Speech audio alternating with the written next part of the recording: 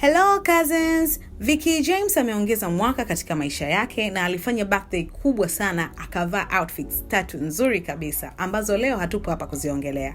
Leo tunaongelea zawadi alizopewa na marafiki zake, na tunasema rafiki zake did not come to play.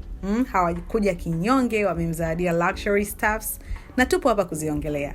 Well, tuanze na hii Jacquemus Round Care Clutch. Inauza euro 750, sawa na milioni 2,34,500 za Kitanzania.